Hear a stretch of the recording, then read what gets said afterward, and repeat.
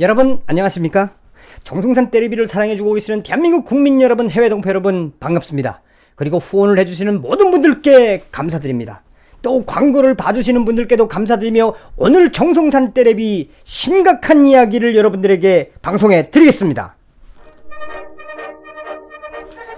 정성산 때리비 심각한 외신들의 방송, 무슨 내용이냐 여러분? 지금 북한의 이 사이버 탈취가 여러분 도를 넘어서고 있습니다.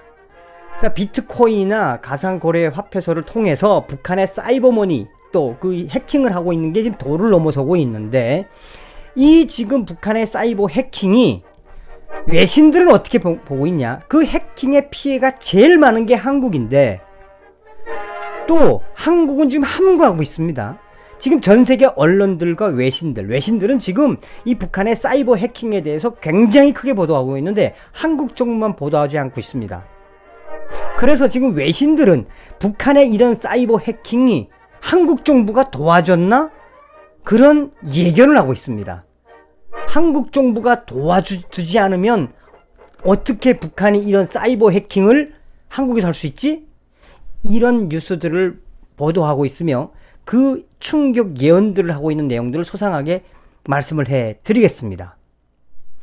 우선 AP통신과 니혼게이자이 신문, 또 일본의 아사히 신문이 보도한 내용을 종합적으로 좀 말씀을 드리면, 한국이 북한 사이버 해킹의 최대의 피해국이 됐다며 AP통신은 12일 보도했으며, 유엔 안전보장 이사회 산하 대북 제재위원회가 최근 안보리에 제출한 전문가 패널 보고서를 통해 북한이 한국을 상대로 10건의 사이버 해킹을 했으며 한국이 가장 많은 피해를 봤다고 평가했다고 AP통신이 전했습니다. 그러나 한국의 구체적인 피해 금액은 알려지지 않고 있으며, 국가별 해킹 피해 현황을 보면 인도가 3건, 방글라데시와 칠레가 2건, 다음으로는 코스타리카, 감비아, 과테말라, 쿠웨이트, 라이베리아, 말레이시아, 몰타, 나이지리아, 폴란드, 슬로베니아, 남아프리카 공화국, 튀니지, 베트남 등이 각각 한 건씩 차지를 했는데, 이 보고서는 올해 9월 초쯤 채택을 해서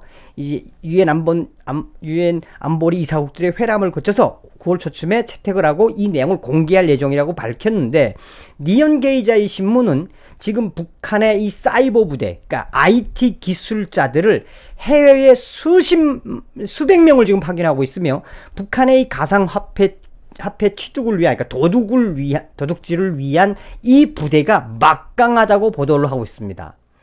또한 아사히 신문은 지난 5일 유엔 안보리의 전문가 패널 보고서를 인용해서 북한이 2015년 12월부터 2019년 5월까지 17개국을 상대로 최소 35건의 사이버 해킹을 했다고 보도했으며, 해킹을 통한 탈취 금액은 최대 20억 달러, 2조 4,080억 원에 달하는 것으로 추정했습니다. 특히 한국의 피해 사례가 10건에 달하는 것으로 파악됐으며, 한국의 가상화폐 거래소를 집중적으로 노렸으며 공격을 했다고 아사히 신문은 밝혔습니다. 가상화폐 거래소는 금융기관과 비교하면 사이버 공격 여부를 추적하기가 어렵고 정부의 감시와 규제가 느슨하다는 점을 노린 것으로 맞다고 아사히 신문은 발표했습니다. 아사히 신문은 대량 파괴무기 WMD 개발 자금을 조달하기 위해 조선인민군 정찰총국의 지시를 받아 활동하는 부대가 있는 것이 확인됐다고 밝혔습니다. 2016년 일본의 17개 지역의 편의점 ATM기에서 약 18억 6천만 원이 동시에 부당 인출된 사건도 아사히 신문은 북한이 연관되어 있다고 추정을 했습니다. 한편 대북제재위원회는 지난 3월 공개한 연례보고서에서 북한 해커들이 2018년 5월 칠레 은행을 해킹해 1,000만 달러를 탈취했으며, 지난 8월에는 인도 코스모스 은행에서 1,350만 달러를 빼내서 홍콩의 북한 관련 회사 계좌로 이체했다고 밝혔습니다. 또한 일본 소식통들은 현재 북한의 사이버 해킹이 유독 한국에 많이 집중된 것은 조직적으로 한국 내에서 도와주는 세력이 없으면 불가능한 일이라며, 지금 북한의 사이버 해킹이 한국에서 굉장히 많이 일어나고 있는 이 현상은 한국 내에서 북한하고 결탁을 해서 한국 내 가상화폐, 이 가상화폐를 훔쳐가도록 도둑질하도록 도와주고 있는 세력이 있다고 아사히 신문은 밝혔습니다. 뭔가 좀 찝찝하지 않습니까, 여러분? 응?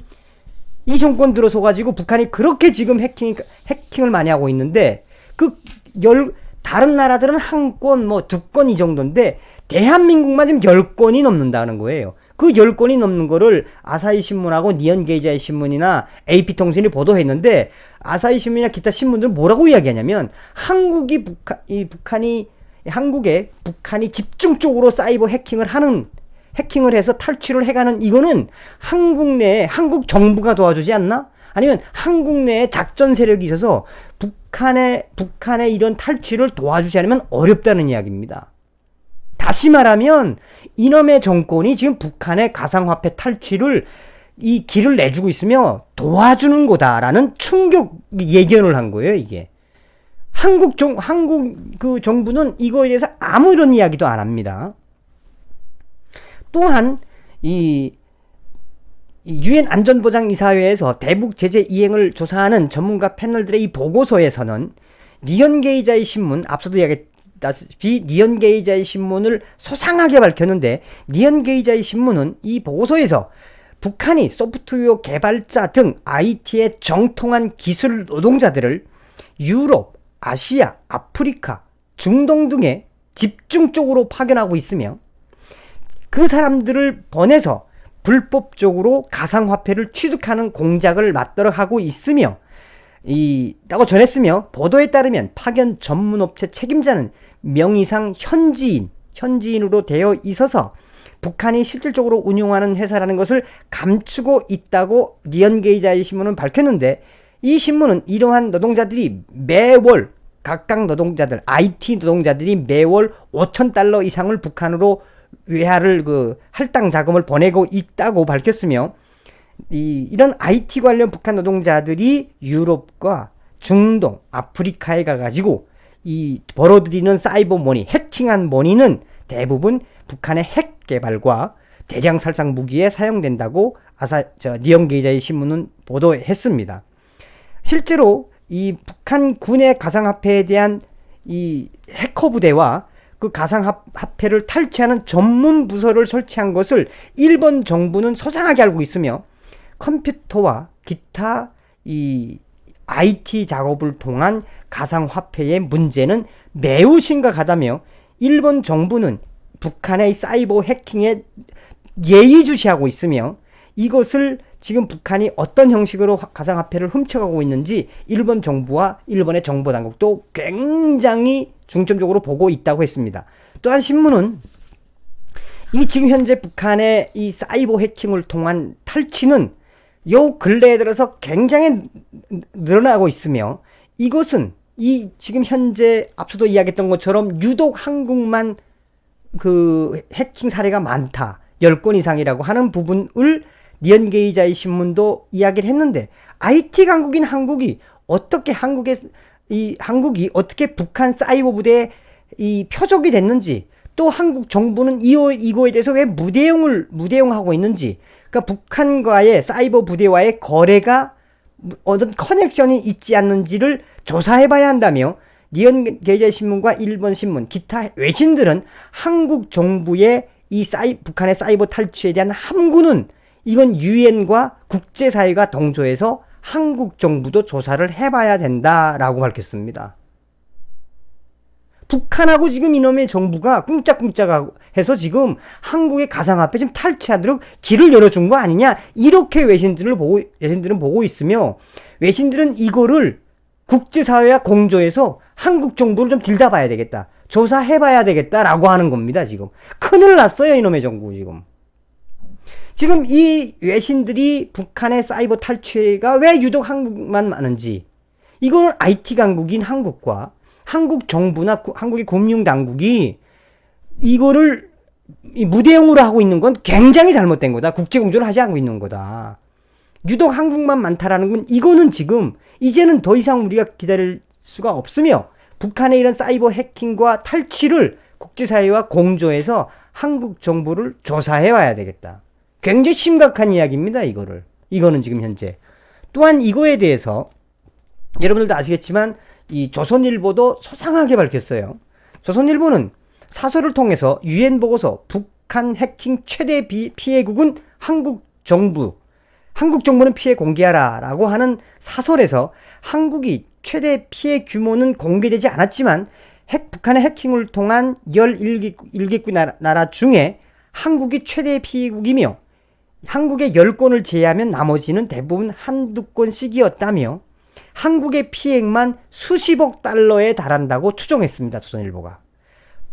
또한 지금 현재 한국 암호화폐 거래소인 빗썸은 2017년부터 2018년 최소 4건의 북한 공격으로 6,500만 달러, 794억 원이 북한에게 털렸으며 북한 해커들이 한국 암호화폐 거래소를 목표로 삼고 반복해서 공격을 하고 있다고 발표했으며 다른 암호화폐 거래소인 유빗도 2017년 170억 원대의 해킹 피해를 갚지 못해 결국 파산했는데 그 해킹한 범인은 북한으로 알려졌다고 이야기했습니다. 또 대한민국 경찰청은 2017년 북한 해커가 63대의 ATM 암호망을 뚫러서 23만 8,073명의 금융 정보를 빼낸 뒤 1억 264만 원을 빼돌렸다고 밝혔으며 북한이 해킹을 본격화한 2017년은 유엔의 대북 제재와 미국의 단독 대북 제재가 굉장히 강화될 때라며 국정원은 간혹 북한이 암호화폐 해킹으로 200억에서 300억 원의 이익을 챙겼다. 그러니까 한마디 300억 원을 해킹당한 건 사실이다라고 국정원이 전했는데 한국 정부는 이에 대해서 무대응으로 일관하고 있다. 앞서도 이야기한 것처럼 IT 강국, 한국의 금융당국 또 혹은 한국 내에서 북한의 사이버 부대를 협조해 주는 세력이 없으면 북한이 이렇게 못하는데 이게 지금 심각한 문제라고 조선일보도 공개해라. 한국 정부는 우리 정부는 피해에 대해서 공개하라고 조선일보가 딱 밝혔습니다. 이제 서서히 언론들이 이걸 좀 알아가고 있는 분위기입니다. 자, 이런 와중에 여러분 유엔이 드디어 이거에 대한 조사에 들어가겠다고 17곳에 대한 조사, 북한 사이버 해킹 피해국에 대한 조사에 들어갔다고 미국의 자유아시아 방송이 13일 보도를 했습니다. 어떤 내용이냐? 지금 현재 이 북한이 사이버 해킹을 통한 탈취를 통해서 그동안 2조 이상 이 엄청난 돈을 탈취를 했는데 이거에 대해서 유엔이 대대적으로 조사에 들어갈 것이며 미국 전략문제연구소의 스캇 라포이 연구원은 지금 북한의 사이버 공격 수준은 굉장히 높은 수준이지만 미국과 러시아, 중국처럼 그 정도는 아니지만 사이버 해킹, 달러 탈취하는 수준은 굉장히 높은 수준이며 이거를 좌시하지 않으면 북한의 사이버 탈취는 계속 이어질 거다라고 이야기했습니다.